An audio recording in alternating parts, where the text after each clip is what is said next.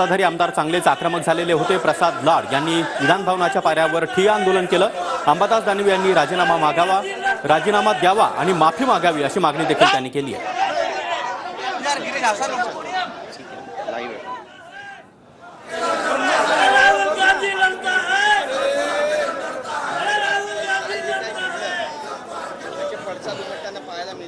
भाजप आक्रमक झालेले विधानसभेचे आमदार आणि विधान परिषदेचे आमदार सकाळी पायऱ्यांवर बसले। प्रसाद लाड स्वतः बसले आणि त्यांनी प्रश्न विचारला उद्धव ठाकरे की मातोश्री राहणारे ते मातोश्री केलेली शिवीगाळ सहन होणार का, याबद्दल तोडून चला। मला असं वाटतं भारतीय जनता पार्टीने नियम आणि कायदे शिकवायची गरज नाही आहे। भारतीय जनता पार्टीने ज्या राहुल गांधींना संसदेतून निलंबित केलं होतं, भारतीय जनता पार्टीनं 150 खासदारांना निलंबित केलं होतं, त्यांनी मला असं वाटतं संसदीय भाषा, संसदीय नियम आणि कायदे उद्धवजी ठाकरे साहेबांना मला शिकवण्याची गरज नाही आहे।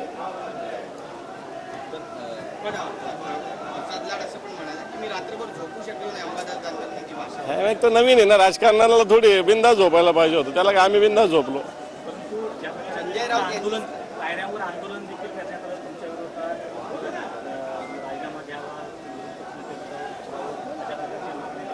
मला असं वाटतं इथं मागणी करून काय होणार, त्यांनी सभापतीकडे जावं, अन्य काय काय संसदीय कोर्टात जावं, जिथं जिथं जायचं तिथं जावं। त्यांनी ऑक्टोबरपर्यंत तुम्हाला निलंबित करावं अशी मागणी केली आहे आणि मुख्यमंत्र्यांची भेट घेतली आहे। मुख्यमंत्र्यांच्या फोनवर त्यांचं बोलणं झालं असं मला वाटतं त्यांना जे करायचं ते करू द्या। आता त्यांना नियम आणि कायदे, संविधान आठवायला लागलेलं आहे।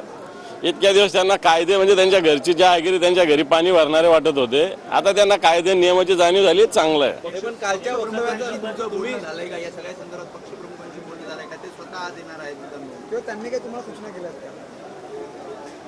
मला असं वाटतं अशा सूचना किंवा बोलणं काही तुमच्या याच्यासमोर सांगायचं नसतं, पण मी शिवसैनिक आहे, शिवसैनिकाच्या बाण्यानं मी उत्तर दिलेलं आहे, एवढंच सांगतो। जे काय घडलं ते काल वेलमध्ये घडलं आणि जे शब्द, जरी तुम्ही शिवसैनिक आहात, ज्या पद्धतीचं काल म्हणजे आरोप प्रत्यारोप होत आहेत तुमच्यावरती, तुमच्या वागणुकीचं तुम्ही समर्थन करता, त्याला काय, मी माणूस आहे, समोरच्याचं काय सहन करायचं थोडी। मी काल इथं बोललेलो आहे, ज्यांनी बोट दाखवलं त्याचं बोट तोडायचं, तुम्ही अपशब्द वापरला, जे काय असेल ते बघतील ना, ते जे काय व्हायचं समर्थन करताय ते बघणारच आहेत तुम्ही। मी बोललो म्हणजे मी समर्थन कर, मी बोलायचं नाही बोललो असं थोडी म्हणणार आहे। मी काय पळपुटा शेपूट घालणार थोडी त्यांच्यासारखा, मी बोललो सांगतो मी। नाही, पण आता मग तुम्ही दोघं एकमेकांशी बोलणार का कधी भविष्यामध्ये अशा पद्धतीने? मला वाटतं तो नंतरचा विषय आहे, आता जे झालेलं आहे ते झालं। बरं, संजय राऊत यांनी पण तुमची बाजू घेतली आहे, म्हणतायत की प्रसाद लाड आणि इतर जे नेते आहेत ते भाजपमध्ये बाहेरून आलेली कंपनी आहे, त्यामुळे त्यांना हे हिंदुत्व वगैरे प्रसाद लाड सारखे लोक, बाडगे लोक शिकवतात, जे धंद्या पाण्यासाठी जिथं सत्ता आहे तिथं घुसतात, बरं का, जिथं सत्ता आहे तिथं धंद्या पाण्यासाठी स्वतःच्या कंपन्या, स्वतःचा व्यवसाय वाढवण्यासाठी घुसतात, तसं आम्ही नाही आहे। आणि मग हे लोक काय हिंदुत्व शिकणार, त्यांना काय माहिती आहे हिंदुत्व वगैरे काय काय करावं लागतं आणि काय काय केलेलं आहे याच्या आधी।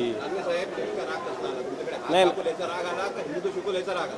नाही नाही, हिंदुत्वाच्या विषयी बोलत असताना मला माझी भूमिका मांडावं लागेल आणि सभापतींशी बोलत असतात डायलॉग, काय माझ्याशी थोडी बोलत असतात सभागृहात सभापतीशी बोललं पाहिजे त्यांनी। माझ्याकडे हात वारे, माझ्याकडे अंगविक्षेप करण्याची गरज नव्हती।